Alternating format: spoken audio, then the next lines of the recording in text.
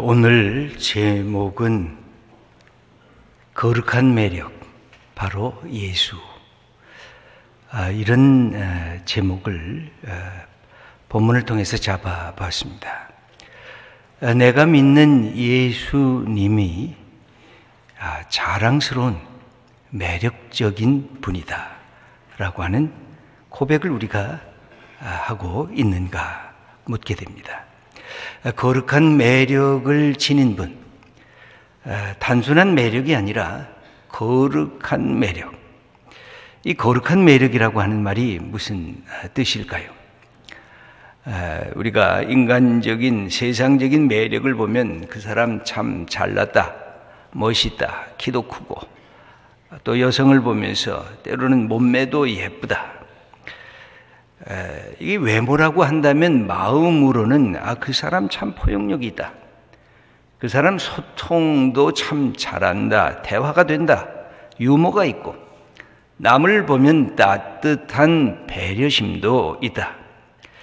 이것이 세상에 흔히 말하는 매력이라고 하는 내용입니다.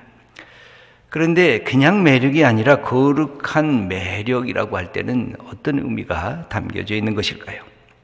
매력이라는 말을 사전적인 의미로 보면 사람의 마음을 사로잡아서 끌어당기는 힘이다, 그렇게 쓰여져 있습니다.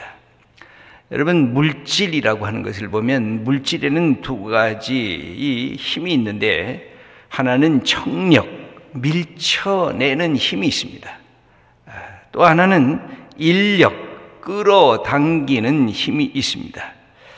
물리학에서도 그 이유를 정확히는 잘 모르는 것 같습니다. 여러분, 사람과 사람 사이에도 이 청력, 배척하는 힘과 끌어다니는 힘이 있습니다. 이것이 언제 생기냐면, 사람과 사람 사이에 보통 때는 잘 눈에 안 띄다가 미움이 생기면은 배척하는 힘이 이게 작동하기 시작합니다. 만나기도 싫어합니다. 그 옆에 가질 않습니다. 그러나 그 반대로 사랑하는 마음이 생기면 이게 끌어당기기 시작합니다. 서로 보고 싶어하고, 만나면 만날수록 더 가까이 다가서게 되는 게 이 사랑의 힘입니다. 사람과 사람에게도 청력과 끌어다니는, 배척하는 힘, 밀어당기는 힘과 다시 내게로 끌어당기는 힘이 작동을 합니다. 하나님의 거룩함이라고 하는 것에서도 이 두 가지 힘이 작동이 됩니다. 배척하는 힘, 그리고 끌어당기는 힘입니다. 배척하는 힘은 하나님이 하나님의 뜻에 맞지 않는 죄, 불의, 거짓, 이 잘못된 것을 향해서는 하나님이 이렇게 청력을, 배척하는 힘이 작동이 되고, 하나님의 뜻에 맞게 되면 이것이 끌어다니는 힘에 하나님의 거룩함 속에 들어가져 있습니다. 그런데 이게 물건이 아니라 사람인 경우에는 하나님 앞에 서면 우리가 이 두 가지를 동시에 경험을 합니다.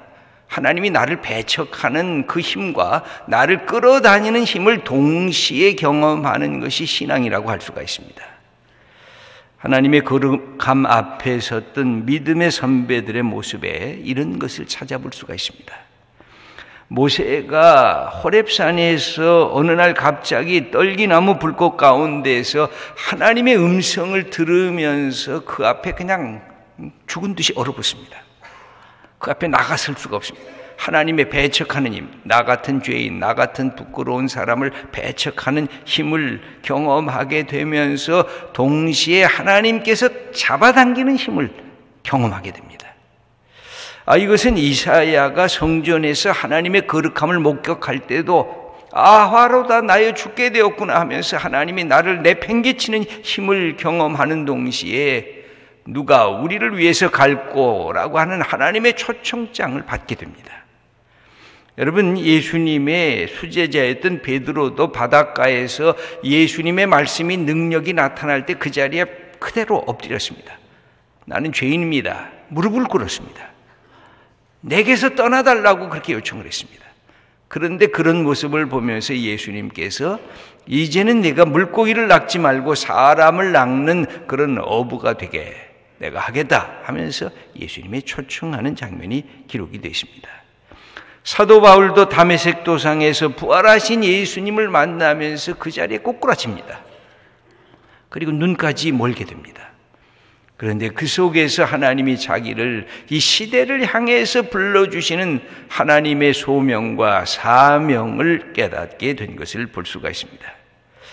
인간이 하나님 앞에 서게 되면 상상하기 어려운 배척하는 힘, 나를 내팽개치는 힘을 경험을 하게 되고, 그래서 그 앞에서 모든 것을 다 내려놓을 수밖에 없게 됩니다. 그러면서 동시에 하나님이 나 같은 죄인을 불러주시고 용서하시고 내가 너를 새로운 인간으로 만들겠다고 하는 하나님의 부르심, 하나님의 사명을 깨닫게 되는 것, 이게 믿음입니다. 이게 성경에 나타나고 있는 하나님의 사람들의 부르심의 사건 속에 기록된 것입니다. 우리 성도님들과 저는 오늘 예수님의 거룩한 매력에 이끌려서 오늘 여기까지 온 것입니다. 누가 아침에 나를 깨웠습니까? 누가 여기까지 우리의 발걸음을 인도하게 했습니까? 사실 뭐라고 말할 수 없는 하나님께서 나를 초청하시는 이 초청의 매력에 우리가 이 아침도 예배 드리고 있는 것입니다. 저는 예수님을 생각하면 늘 참 새롭다. 예수님은 어떻게 저렇게 생각하셨을까? 예수님은 어떻게 저렇게 말씀하셨을까? 듣고 생각할 때마다 참 신비롭고 기이하다. 예수님은 어떻게 저렇게 행동하셨을까? 어떻게 저렇게 사람을 대하실 수가 있었을까? 감히 나 자신과는 비교가 할 수 없는 하나님의 위대하심, 하나님의 거룩하심이 예수님 안에 들어있음을 그냥 그 말씀 들으면서 느끼고 깨달을 수밖에 없습니다. 예수님 앞에 서면 무릎을 꿇고 하나님을 경배하지 않을 수가 없다는 말씀입니다. 그러면 이 예수님 앞에 가까이 갈 수가 없는데 예수님은 그런 나와 우리를 초청하고 계신 것입니다. 네가 내게 가까이 갈 수 있다는 것입니다. 아니, 예수님이 우리에게 가까이 오신다는 것입니다. 그래서 예수님 함께 있고 예수님을 배울 수 있다는 것이 우리 믿음의 사람들의 얼마나 큰 특권인지 모릅니다. 오늘도 우리가 두렵고 떨림으로 주님 앞에 나왔습니다. 하나님의 거룩함의 청력과 인력을 오늘도 동시에 경험하기 때문에 그렇습니다. 내가 감히 하나님 앞에 내 모습 그대로는 하나님 앞에 설 수 없기 때문에 두렵고 떨리는 것입니다. 이런 나를 하나님께서 용서하시고 하나님의 사람으로 우리를 초청하기 때문에 내 속에 다시 용기와 감사가 충만하게 되는 것입니다. 원래 거룩이라는 말은 구별되다라는 뜻을 갖고 있습니다. 예수님께서 거룩한 매력을 지녔다고 하는 것은 예수님은 나와 다르다, 나와 구분됐다 하는 뜻이 그 안에 담겨 있습니다. 제가 처음 신앙생활을 할 때도 그러했고 신학교에 가서 신학을 공부하면서도 알 것 같은데 제일 모르겠던 단어가 이 거룩이라는 단어였습니다. 우리는 하나님을 표현할 때 거룩하신 하나님, 거룩하신 백성, 거룩한 예배, 모든 곳에 이 거룩하다는 말을 자주 사용하는 우리의 모습을 봅니다. 그런데 도대체 거룩이 뭘까? 근데 명백한 것은 거룩이란 내 속성이 아닙니다. 인간의 속성이 아닙니다. 거룩이란 하나님의 성품이고 하나님의 속성임은 틀림이 없습니다. 하나님에게만 붙일 수 있는 것입니다. 하나님의 것이기에 우리 인간의 것과는 거리가 먼 것이 이 거룩함입니다. 그런데 성경을 우리가 쭉 읽다 보면 하나님께서 이 거룩함을 우리에게 나눠주겠다는 것입니다. 우리도 거룩한 존재가 되게 하게 하겠다고 하나님께서는 말씀을 하십니다. 우리 구약 성경의 레위기 11장 45절 말씀을 함께 읽어보겠습니다. 나는 너희의 하나님이 되려고 너희를 애굽 땅에서 인도하여 낸 여호와라. 내가 거룩하니 너희도 거룩할지어다. 레위기에 아주 중요한 말씀이고 성경 전체 구약의 전체로 중요한 말씀이고 신약까지도 포함하는 아주 중요한 말씀입니다. 나는 너희의 하나님이 되고 싶어서 내가 너희를 종되었던 그 애굽 땅에서 인도하여낸 나 여호와다. 나는 거룩한 존재다. 그런데 너희도 나를 닮아서 거룩함에 이르라. 이것이 하나님의 말씀입니다. 그렇다고 하면 우리 오늘 본문을 보면서 예수님의 거룩한 매력이 도대체 뭔가? 예수님에 대한 거룩한 매력은 수없이 많습니다. 100가지, 1000가지 다 뽑아낼 수가 있는데 오늘은 한 가지를 중심으로 해서 말씀을 드리려고 합니다. 오늘 성경 읽은 말씀 21절 전반부를 함께 읽겠습니다. 그때 예수께서 성령으로 기뻐하시며 이르시되, 예수님께서 거룩한 영이신 하나님의 영과 더불어 예수님이 막 기뻐하셨다는 것입니다. 성경에는요, 예수님이 기뻐했다는 말이 자주는 안 나옵니다. 예수님이 애통해하시고 걱정하시고 근심하셨다는 말씀이 나오는데 이렇게 기뻐하고 이것도 아주 활짝 기뻐하는 것은 거의 유일하다고도 할 수가 있습니다. 성령 안에서 예수님이 기쁨이 충만했습니다. 아마 어쩌면 엄청난 기쁨을 갖고 활짝 웃으셨을 겁니다. 세상 말로 이야기를 하면 판대소하셨을 가능성이 아주 높습니다. 성경은 구체적으로 그렇게 기록되어 있지만 않지만 엄청난 기쁨으로 이 예수님께서 이 모습을 우리에게 보여주셨습니다. 하나님을 향해서도 그러했고 제자들을 향해서도 그리하셨습니다. 여기에서 왜 웃으셨을까요? 왜 기뻐하셨을까요? 그 다음 말씀이 우리에게 아주 충격적으로 다가옵니다.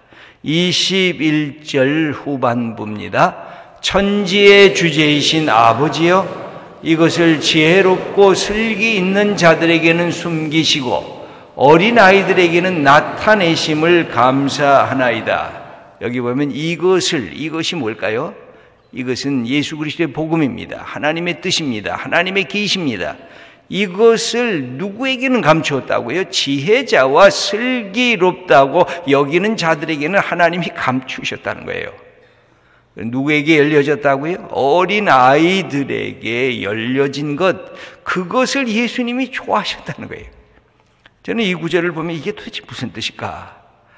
70인의 제자들을 하나님 나라의 복음을 위해서 곳곳에 파송하셨습니다.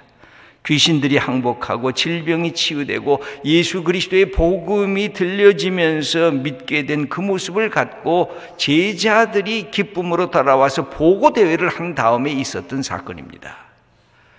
예수님도 제자들의 기쁨에 동참하면서 당신의 기쁨을 이야기를 하고 있는데 바로 이것입니다.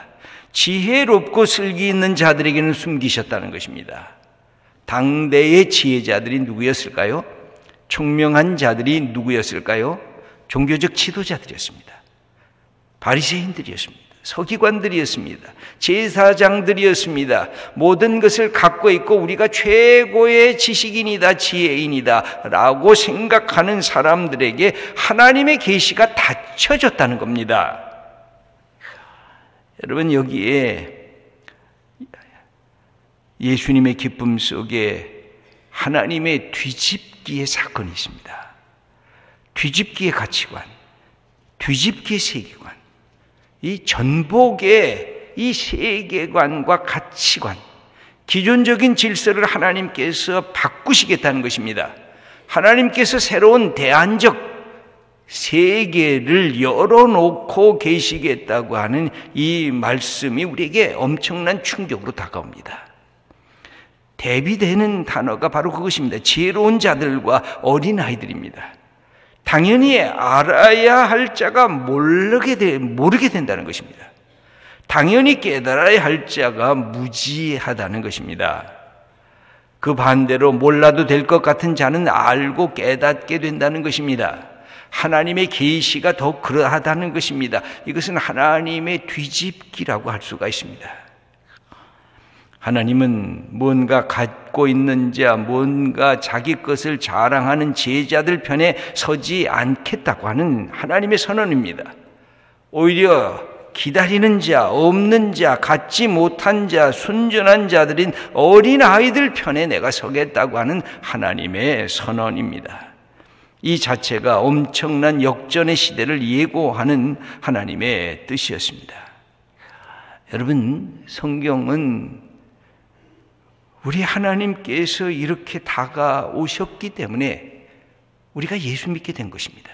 예수 믿는 시작이 뭡니까? 예수님이 하나님의 나라를 선포하면서 하나님의 시작이 뭐예요? 예수님의 말씀의 시작이 뭐예요? 하나님 나라가 가까이 왔다 말씀하시기 전에 회개하라는 것이에요. 무슨 자가 되라는 거예요? 어린아이가 되라는 거예요. 네가 갖고 있는 지식, 네가 갖고 있는 돈, 네가 갖고 있는 권력 갖고 으쓱대면서 하나님 앞에 나오지 말라는 거예요. 모든 것 내려놓으라는 거예요. 어린아이처럼 돼야 하나님의 계시가 네게 주어진다는 거예요. 이것은 모든 사람들에게 똑같이 적용되는 것입니다. 누구나 다 하나님의 계시를 받으려고 하면 어린아이처럼 돼야 되는 거예요. 왜 이런 말씀을 하고 계신 걸까요? 가진 자들, 지식이나 재물이나 권력이나 기득권을 오래 가진 자에게 오히려 예수님의 말씀을 들어보면 화 있을진저 이렇게 선언하세요. 왜 그러셨을까요? 뭔가 가지면 하나님께 감사하지 않고 자기 자신을 뽐내고 드러내는데, 자기 자신의 욕심을 위해서 사용하는데 이것을 사용하고 쓰고 있기 때문에 하나님께서는 그런 자들의 모든 것들을 내려놓게 하겠다는 거예요. 이게 선물이지, 네게 준 축복이지, 네가 잘나서 여기까지 온 줄로 알면 너는 하나님의 계시를 받을 자격이 없다는 것입니다. 왜 예수님의 팔복 말씀이 가난한 자에게 복이 있다는 것으로부터 시작할까요? 그것도 마음이 가난한 자에게 복이 있다고, 애통하는 자가 왜 복이 있다고 말씀하실까요? 그것은 우리로 하여금 가난한 이 어린아이와 같은 열려진 마음을 갖기를 예수님께서 원하고 계시기 때문에 그렇습니다. 여러분, 사명을 인식하는 방법이 뭘까요? 그것은 내가 가진 것이 있다고 생각하면 그게 사명인 것입니다. 내가 특권이 있다고 생각하면 사명이고, 생명이 있다고 생각하면 사명이고, 돈이 있다고 하면 사명이고, 권력이 있다고 하면 사명이고, 내가 달란트가 있다고 하면 그것이 사명이라는 것입니다. 그런데 무언가 가진 사람들은 사명으로 여기질 않고 이것을 이기적인 자기 중심적인 욕심 채우는 일에 사용하는 이 모든 것들을 보면서 예수님께서 새로운 시대가 왔다고 그렇게 선언하는 것입니다. 여러분, 예수님의 방향과 우리의 방향이 너무너무 다른 것을 우리가 경험하지 않습니까? 질적으로 다릅니다. 나는 높은 곳을 향해 올라가길 좋아합니다. 그래서 우리의 모토는 그것입니다. 더 많이, 더 높이, 더 크게. 여러분, 인간들이 만드는 모토들은 그런 것입니다. 그런데 예수님의 방향은 반대입니다. 저 낮은 곳, 저 작은 자들, 저 소외된 자들, 저 신음하는 자들, 저 탄식하는 자들을 향해 내려가겠다는 것입니다. 그래서 예수님이 만난 사람들은 어부들이었고, 세리들이었고, 병든 자들이었고, 어린이들이었고, 당대 인격 대접을 받지 못했던 여인들이었습니다. 그리고 그들을 만나면서 예수님이 하신 말씀은 너도 소중한 사람이라는 것입니다. 너도 하나님 앞에 긍휼과 은혜를 받을 사람이라는 것입니다. 그러므로 이 세상에 주어진 환경과 여건 속에 네 자신 매몰돼서 무너지지 말고, 하나님이 너를 사랑하니까 새로운 인간상으로 변화된 축복받은 자로 새롭게 태어나라고 말씀해 주십니다. 그런데 우리는 강한 자, 많이 가진 자, 높은 자, 잘 나가는 자에 대한 관심이 우리에게는 우선하지 않았습니까? 예수님은 빗물처럼 저 높은 산에서부터 저 골짜기를 거쳐서 시내와 강물과 바다로 흘러가는 그 코스를 예수님은 택하세요. 근데 우리는 그렇지가 않은 것입니다. 어떻게 하면 낮은 곳에서 높은 곳을 향해 올라갈까? 여러분, 예수님이 갖고 계신 최고의 거룩한 매력이란 이것입니다. 인간이 갖고 있는 방향성을 뒤집어 놓는 거예요. 우리가 살아가면서 올라가려고 하는 것보다 내려갈 준비를 하면 어느 날 하나님께서 우리를 다시 높여주시는 것입니다. 이런 예수님의 방향, 우리하고는 다른 방향 전환이 어떻게 가능했을까요? 그것은 예수님에게, 여러분, 없는 사람에게 없으라 그러면 화가 나는 것입니다. 너 낮은 곳에 있느냐? 그럼 낮은 곳에 계속 있어라. 그러면 이게 말이 되냐?